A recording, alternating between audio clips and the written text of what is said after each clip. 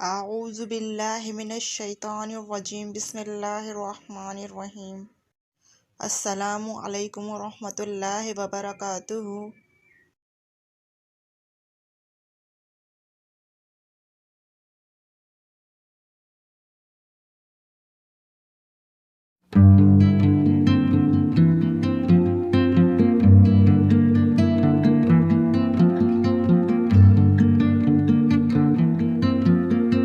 آج کا ہمارا عنوان ہے مضمون نویسی یعنی کہ ایسے رائٹنگ۔ آئیے چلتے ہیں ویڈیو کی جانب۔ مضمون نگاری اردو نثر کی خاص صنف ہے۔ انگریزی میں اسے ایسے کہتے ہیں۔ یہ غیر افسانوی صنف ہے جس کا آغاز اردو میں دہلی کالج سے ہوتا ہے۔ سر سید احمد خان اور ان کے ساتھیوں نے اس صنف کو بہت فروغ دیا۔ مضمون کی تعریف اس طرح کی جاتی ہے کہ کسی موضوع پر اپنے خیالات کو مربوط اور مدلل انداز میں اس طرح پیش کرنا کہ پڑھنے والا اس کو سمجھ کر متاثر ہو سکے، مضمون کہلاتا ہے۔ سر سید احمد خان نے مضمون نگاری کے لیے 3 شرطوں کو ضروری قرار دیا ہے۔ مضمون کا پیرائے بیان سادہ ہو، پیچیدہ اور پرتکلف اسلوب مضمون کا عیب ہے۔ مضمون کی دوسری شرط یہ ہے کہ جو خیالات اور جو باتیں اس میں پیش کی جائیں ان میں دلکشی ہو۔ صرف الفاظ اور انداز بیان کا دلکش ہونا مضمون کے لیے کافی نہیں۔ تیسری اور آخری شرط اچھے مضمون کے لیے یہ ہے کہ مضمون نگار کے دل میں جو بات ہو وہ پڑھنے والوں تک پہنچے۔ اس سے مراد یہ ہے کہ مضمون میں جو خیالات پیش کیے جائیں وہ اس طرح مربوط ہوں جس طرح زنجیر کی کڑیاں ایک دوسرے سے مربوط ہوتی ہیں۔ خیالات میں ربط نہ ہونا اور انتشار کا پایا جانا مضمون کا عیب ہے۔ ہر پیراگراف اپنے پہلے پیراگراف سے فکری سطح پر جڑا ہونا چاہیے۔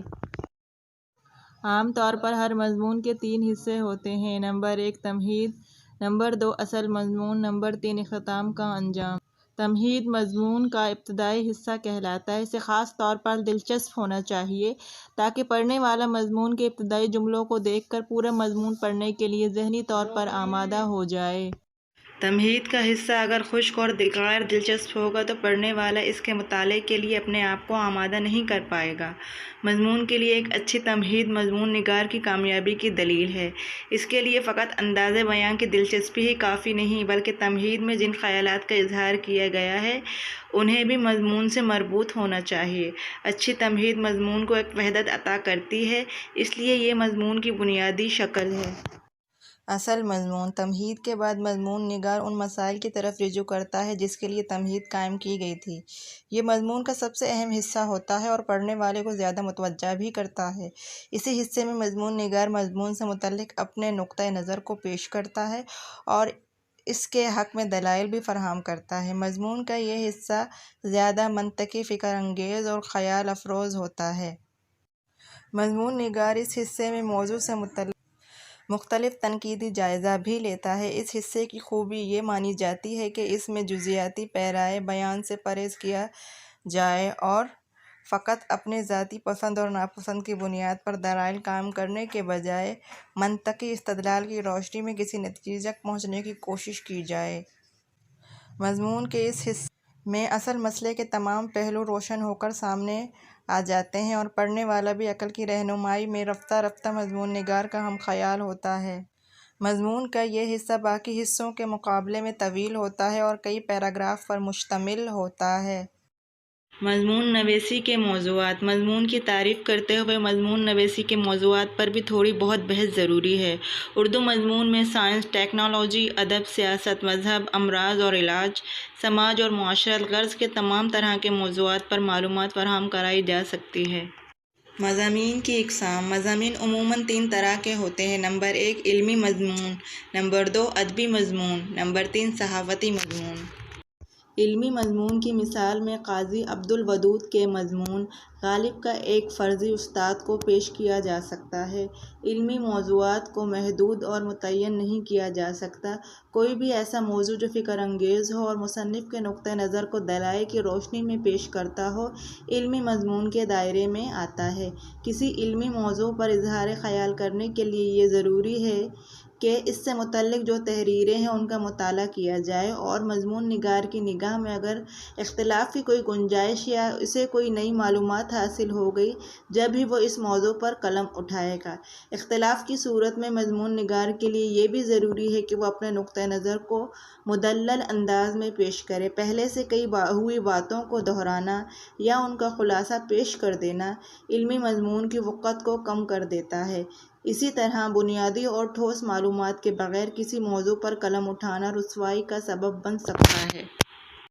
ادبی مضمون: جب کسی ادبی موضوع پر اظہار خیال کیا جائے تو اسے ادبی مضمون کا عنوان دیا جاتا ہے۔ عام طور پر ادبی مضامین شاعری اور ادیبوں سے متعلق لکھے جاتے ہیں۔ مثلاً اگر کوئی شخص مرزا غالب، آتش اور داغ دہلوی جیسے شاعر کی غزل گوئی کی خصوصیات بیان کیے جائیں تو ایسے مضامین ادبی مضمون کا اطلاق ہوگا۔ اسی طرح اگر نذیر اکبر آبادی، اکبر الہ آبادی، علامہ اقبال یا اختر الایمان کی نظموں کے بارے میں کوئی مضمون تحریر کیا جائے تو وہ بھی ادبی مضمون کا عنوان دیا جائے گا۔ صحافتی مضمون: جس کا تعلق وقتی حالات یا کسی تازہ سیاسی یا معاشرے کے کسی مسئلے سے ہو۔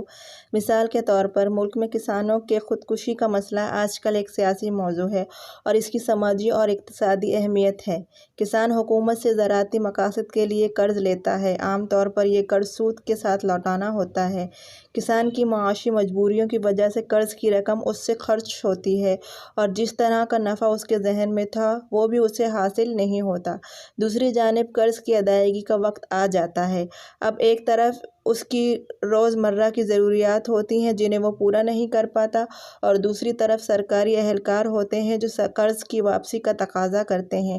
ان حالات میں مجبور ہو کر کسان خودکشی کر بیٹھتا ہے۔ صحافی واقعات کے مختلف پہلوؤں کو سامنے رکھ کر اظہار خیال کرتا ہے کہ اس سلسلے میں کس حد تک حکومت ذمہ دار ہے اور کس حد تک خود کسان ذمہ دار ہے۔ اس ناگہانی سیلاب کا آ جانا یا خشک سالی کی صورت کا پیدا ہو جانا بھی کسان کی خودکشی کا سبب بنتا ہے۔ ان سوالات پر غور کر کے صحافی جو کچھ بھی لکھتا ہے اس پر صحافتی مضمون کا اطلاق کیا جاتا ہے۔ صحافتی مضمون لکھنے والے کے لیے حالات حاضرہ سے واقف ہونا ضروری ہے۔ اسی طرح صحافی کے لیے یہ بھی ضروری ہے کہ وہ جس موضوع پر اظہار خیال کرنا چاہتا ہے اس سے متعلق اعداد و شمار فراہم کرے۔ ایسا نہ ہو وہ موضوع سے متعلق ضروری جزیات کے علم رکھے بغیر اپنے مضمون میں کوئی ایسی بات لکھ جائے جو واقعی اور غیر تحقیقی ہو۔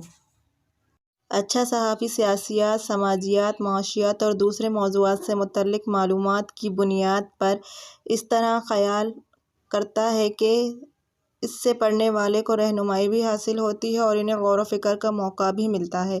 اس کے علاوہ وہ شعر و ادب کا مطالعہ بھی کرتا ہے تاکہ اس کے انداز بیان میں دلکشی پیدا ہو جائے اور پڑھنے والے کو خشکی کا احساس نہ ہو۔ صحافی اپنے مضامین کے ذریعے سیاستدانوں کو تو متاثر کرتا ہی ہے، اس کے علاوہ وہ ماہرین سماجیات اور ماہرین معاشیات بھی اس کے اثر قبول کرتے ہیں۔ شعر و ادب کی روایت سے واقفیت کی وجہ سے اس کی زبان اغلاط سے پاک ہوتی ہے اور اس کا اسلوب بھی شگفتہ اور عام فہم ہوتا ہے۔ اگر آپ کو ہماری ویڈیو اچھی لگے تو پلیز لائک، شیئر اور کمنٹ کرنا مت بھولیے گا اور ہماری مزید ویڈیوز دیکھنے کے لیے سبسکرائب کے بٹن پر کلک کریں۔